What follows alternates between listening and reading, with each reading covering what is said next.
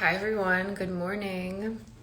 Good morning, good morning. This is Devoted Heart Lauren, the Monday Awareness Upgrade. I think I'm live, yep. Oh, and here's my kitty assistant. Hi, kitty assistant. This is Tavali. He's helping today. So, this week I want to talk about suffering, the roots of suffering. This is inspired by a Ram Dass lecture. It's actually called The Roots of Suffering. You can find it on Spotify. Welcome, welcome. So I'm going to read this quote that's an excerpt from his talk. It says, "You don't have a moral right to try to take away someone else's suffering. What you can be is an environment that is spacious enough where they can let go of their suffering if they are ready." So this is a really powerful statement for me. And because I noticed that I've been someone who, I really love to help people. I love to be of service and take care of people. And while that's a great quality, sometimes I find that I get over invested in trying to, relieve somebody's suffering or solve a problem for somebody else. And then getting really frustrated when it doesn't work. So just noticing how the ego plays into that. So the ego is our attachment to our own separateness, our attachment to being an entity that is distinct as opposed to something that is interconnected. So just noticing that and how that plays into wanting to wield power with or over other people. And I've noticed that sometimes when I'm trying to help someone and I get overly invested in it, it becomes an ego thing. It becomes like I am noticing how I want to wield my power in order to help somebody else.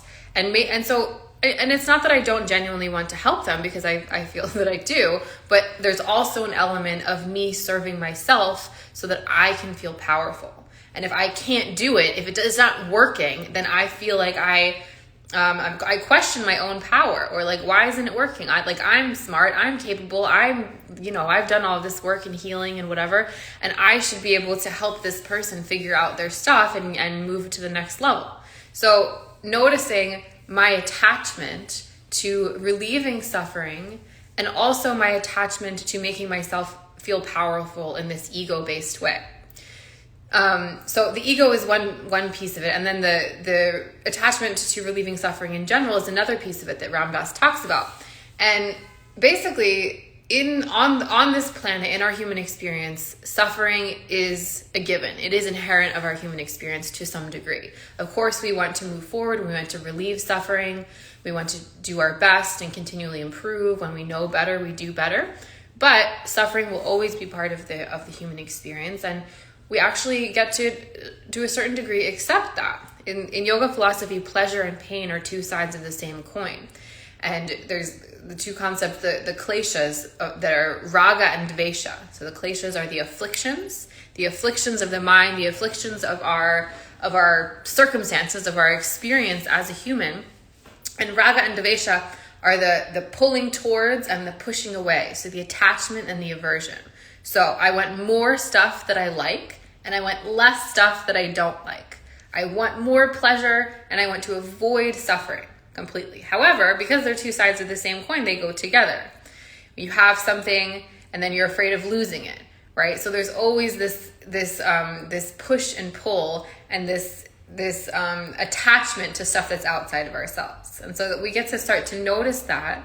We get to start to resolve some of that attachment and accept there are going to be fluctuations of life. There are going to be ups and downs. We can minimize the degree of ups and downs, perhaps make our life a little bit less of a roller coaster, less of a drama.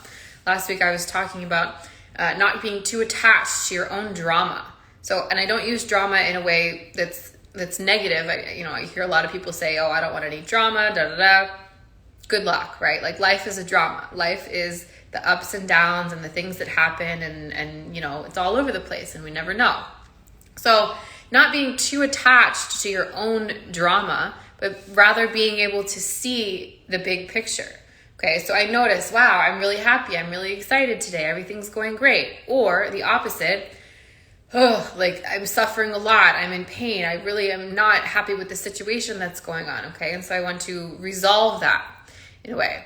And, you know, but accepting that both of them are going to be part of my experience, so I'm able to witness rather than being so enrolled in my own drama. We can notice, it's easy to notice when you're getting enrolled in somebody else's drama, right? Somebody else has a situation, a problem, whatever, they need something from you, and you're like, whoa, like, let me not take this on, or just like feeling that very intensely. But we get enrolled in our own drama. We believe it's true, and that's an ego thing as well. From an ego perspective, I believe that I'm separate. So I believe that my story is paramount, right? My story is the most important thing in the universe from my perspective.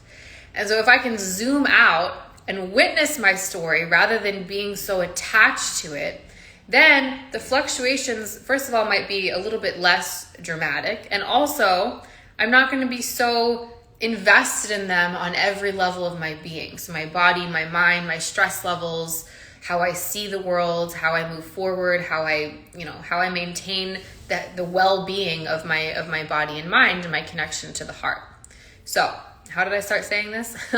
Suffering is attachment and being really invested and thinking that those fluctuations are who I am. Okay, and if we can take some space, then we start to witness suffering as part of the human experience, do what we can to work with it, but also practice being detached, noticing when the ego chimes in and just saying, okay, like this, I accept this to a certain degree as part of my experience. Let me see what I can do to relieve suffering or to be of service.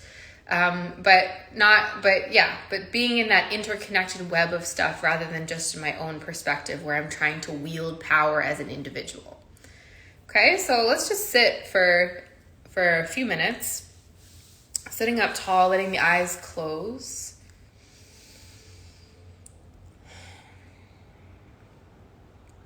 And if you notice that you've been overly invested in somebody else's stuff recently, and see if you can soften that.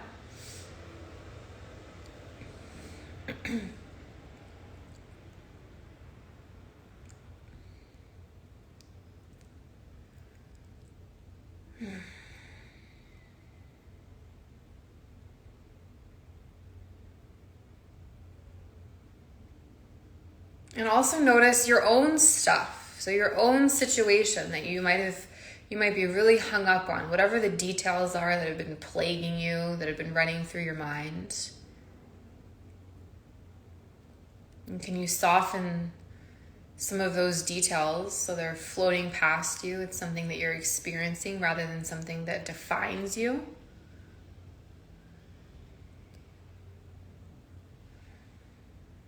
And going back to the Ram Dass quote, that you don't have a moral right or obligation to relieve suffering, to take away suffering. So it doesn't make you right or good.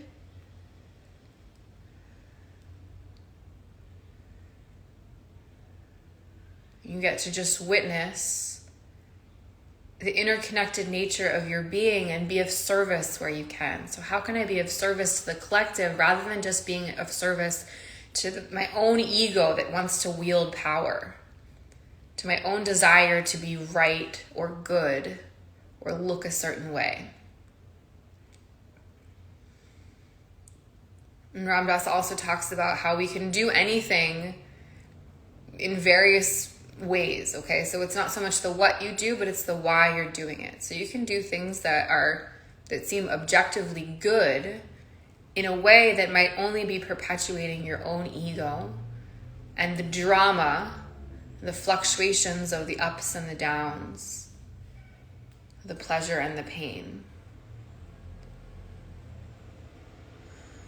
Bring your hands to your heart and just let you be you. Just let you be you and feeling what you feel. without the right or wrong, the good or bad. Breathing space into your thoughts, so there's space in between the thoughts. There's space around the thoughts. And the heart is spacious.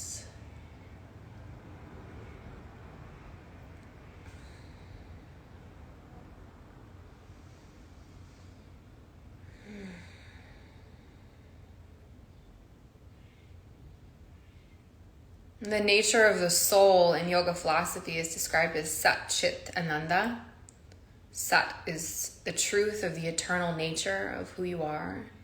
Chit is the wisdom that runs deep. You don't have to learn anything or study or do stuff to have this wisdom.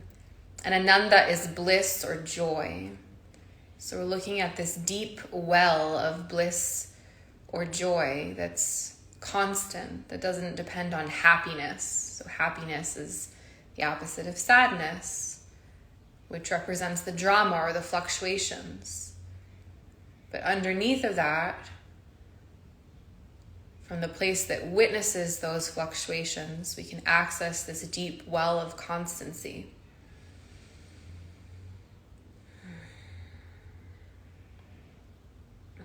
And pleasure is a intense sensation of the body, just as pain is an intense sensation of the body. And while we continue to learn and know better and do better and be of service, we're practicing detaching from the need for things to be a certain way all the time. Detaching from the need for things to be a certain way all the time and just letting them be as they are.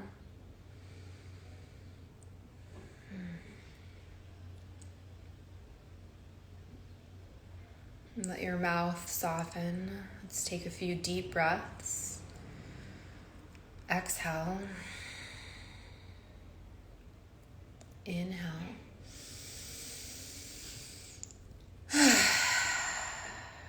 Again.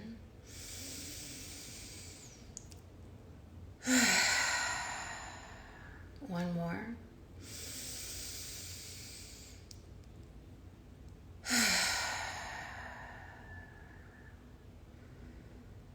And bowing the head to the heart, honoring that place of constancy, the nature of the heart or soul. Letting the eyes open, lifting the chin, lifting the gaze. And thank you so much for joining me, those that tuned in live, those that are watching the replay. I'd love to hear any reflections. What's the pleasure and the pain, the suffering, the whatever that you're attached to, both within yourself and also for others. And how does the ego play in? How does the need to wield power and be effective and have things be a certain way? How is that showing up? So have a great Monday. Thank you so much. And I'll see you next week.